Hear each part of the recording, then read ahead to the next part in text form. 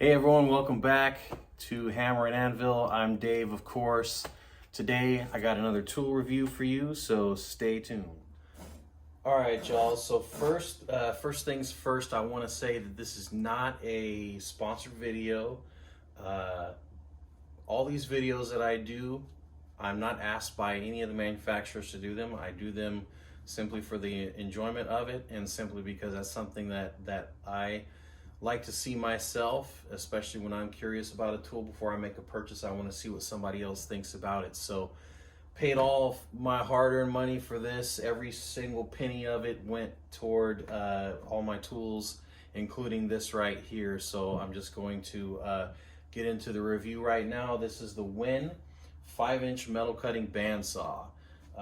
The part number is 3975T. Takes a 59.5-inch, I think it's 56.5-inch long blade that is included. This is a variable speed bandsaw. I've had this for about a month and a half, probably about 6 weeks now. I've used it a lot. I really like it. I originally purchased it because my Portaband, my Bauer bandsaw on the Portaband seemed like it was going out for some reason. I think it was the variable speed dial that's having some issues, I later found out. But I bought this thinking that was going to die.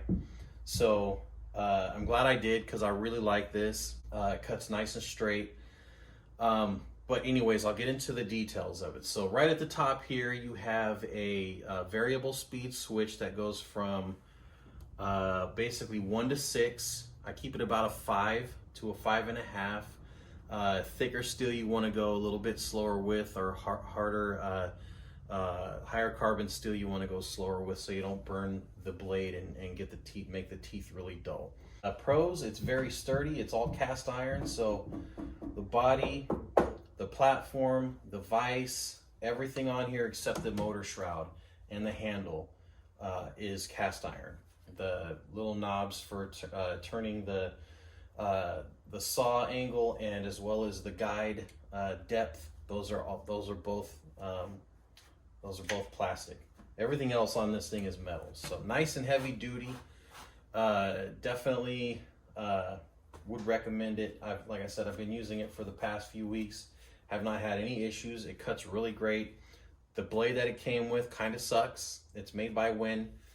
There are a few other manufacturers that make a 56.5-inch blade, not many, so that's one thing you want to be aware of. I like the compact size of it. Obviously, my shop, if you've paid any close attention to any of my videos, I don't have much room left. I have pretty much tools everywhere, or equipment everywhere, so this was vital for being this size. I could have went with a Chicago Electric bandsaw from Harbor Freight, but I don't have room on my floor. I don't have the floor space to have something like that. So I needed something that was going to be nice and compact, and this was less than $400. So really good deal for me. A couple things I don't like about it though is this handle with the built-in trigger. So it's a redundant system, meaning that behind this, that you probably aren't able to see, there is a on and off switch. It's 2 separate buttons. The off switch is red, the on switch is green. That is basically the master switch. If it was off and you push the handle trigger, the machine's not going to turn on. But if it's on and you push the handle trigger, the machine's going to turn on. So basically what I did was just zip tie the trigger in the open position. So now I only have one form of control. I think this is a safety thing, a safety feature that they put in. I don't need that. I'm an adult and I know how to use a saw. It's up to you to know how to use your equipment and know how to treat it in order to avoid injuries. So I bypassed that by doing that. I made one more modification, which I'll get into in a second. So the other safety feature is it has a locking mechanism, a little rod that goes into the actual pivot of the saw that keeps it from going up. It's loud because it's right up against the piece of metal I just cut in a previous video, but the audio sucked on it, so I'm retaking this whole thing. Raises up. It's a vertical type cutting saw. The teeth in this thing are all gummed up from the cutting fluid that I used on another piece of metal. You got a pivot right here that pivots the angle of the cutting for the saw itself. It does not actually pivot the vise, which is a cool feature because you don't have to worry. The vise is always going to be 90 degrees to the base. The dial I don't pay attention to anyways. I never really look at the dials on any of my machines. I always just use a carpenter square, a machinist square, something like that to get my true 90 degrees if I want to cut that degree. The vise on this thing, I think I like it a lot. It's nice and heavy duty. There's not a lot of slop in the handle. Literally less than 1/4 of an inch, probably about 1/8 of an inch before it starts engaging. But it's nice and heavy duty cast iron, bolted onto the base. Very, very sturdy and strong. It's not like the vices that you find on chop saws. It's not a quick release or a quick adjustment either. But it's more like a slide vise almost, like an XY slide vise for a milling machine. Nicely well built in my opinion for the price. Again, everything that I'm complimenting is for the price. I know there's stuff better out there. It's higher end. It's also more expensive. If you're on a budget, this is a good saw. Bearings on here run really smooth. Again, the blade is kind of crappy. It cuts decently well. But you'll hear it when I do the demonstration here in a second that it's not perfect. One modification that I did and one minor adjustment that I did. So might be able to pick these up, but I put some small springs. I connected to the back side of the shroud for the blade and put on a little an eye bolt to the base. So I have 2 springs and that makes like an auto feed. So right about here, it starts pulling itself down and it has some constant feed all the way through to the end. What I just noticed right now, the handle on this vise slides. And so for that purpose, right now, I was just hitting it because I was noticing my blade's not all the way to the bottom. So if you move the handle out of the way, now you're all the way at the bottom.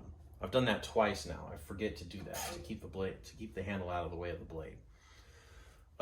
So what else? There is a little work light on the top. When this thing comes on, it's visible, it illuminates the work surface, so you can kind of keep an eye on it. Cord's nice and long.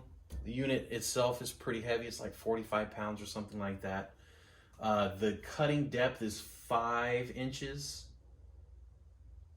Yes, it's 5 inches, and that's pretty much all you really need to know about it. Motor is 120 volt, 4.5 amp, 400 watt. So pretty strong motor. I have not heard it bog down one time at all. So I have a piece of 1.5 inch mild steel round bar in here. I cut a piece for my pommel on the sword that I'm actually making, but this time I'm just going to cut a wafer because I don't want to waste a bunch of this. I'm actually planning to make an axe drift out of this mild steel in the near future, so I'll upload a video on that. So I'm just going to pull this out about 1/2 inch, and I'm going to show you. It's going to take about 4 minutes to cut through the whole thing, but I'm going to speed it up for you so you're not bored out of your mind just watching this stuff go. So how you want to operate it, especially if you do what I did and tie the switch off and add the springs for the auto feed. The other thing I didn't mention is I loosened this bolt a little bit, this nut.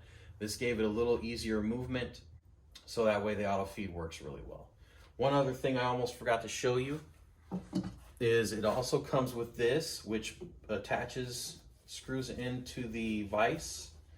And this is a depth stop, so you can make continuous repetitive cuts of the same length. And how I have it is where it's set right there. It's perfectly straight up and down. There's a little bolt here on the side or nut on the side. You can actually adjust that right up to it and make those repetitive cuts nice and easy. It protrudes out a lot, otherwise I would leave it on here if I had it in a better spot. But for me, it's going to be off more than it's going to be on, so I don't stab myself in the gut with it. So I'll set that aside, and essentially you hit the on button, gonna fire up. Let me grab a thing to, I'm just gonna clean the blade off because it's gunked up with cutting fluid. I'm just gonna let it run all by itself under its own.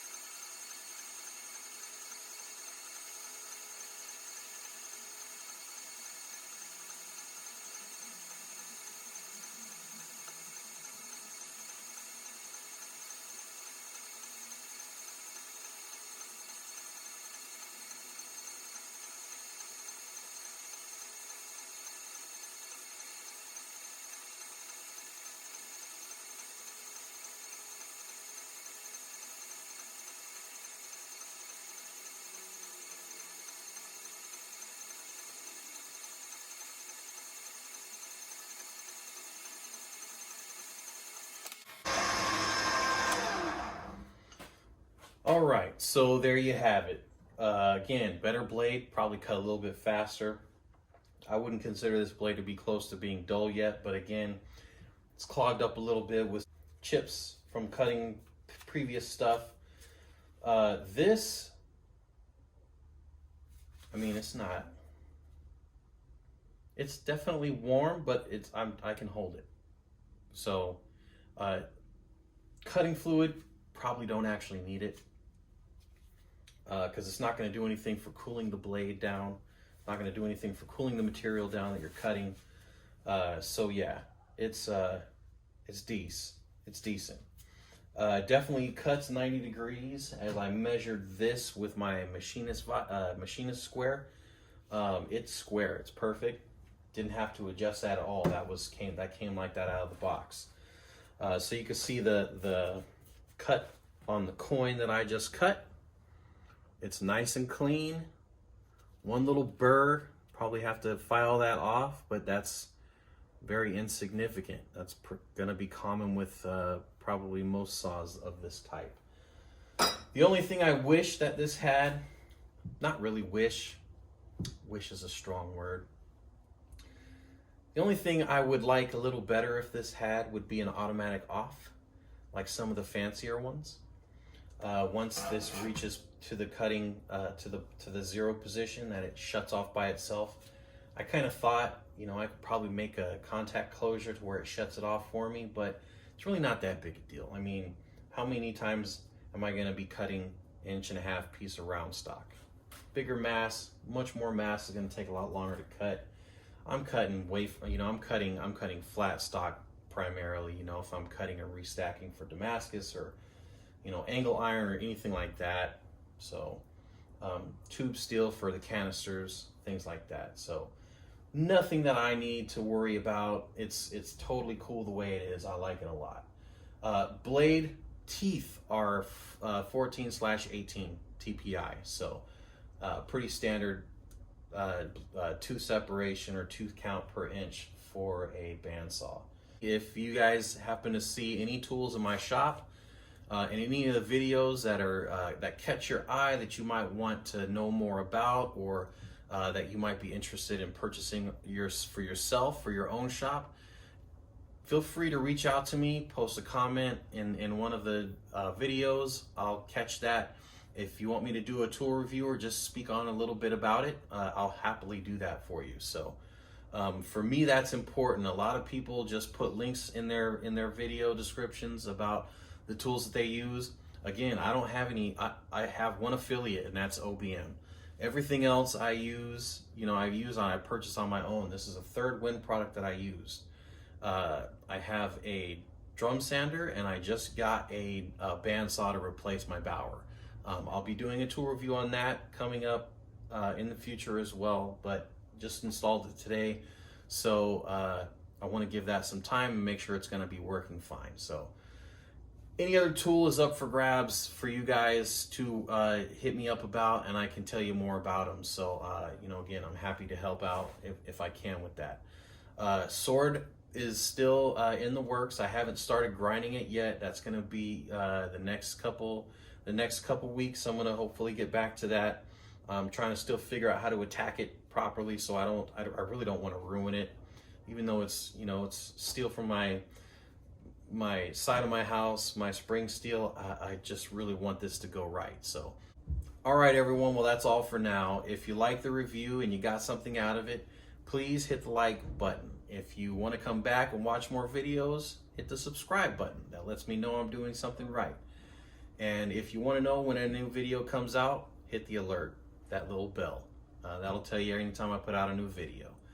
Appreciate you guys again joining me. Until then, stay safe, and I'll catch you around the corner.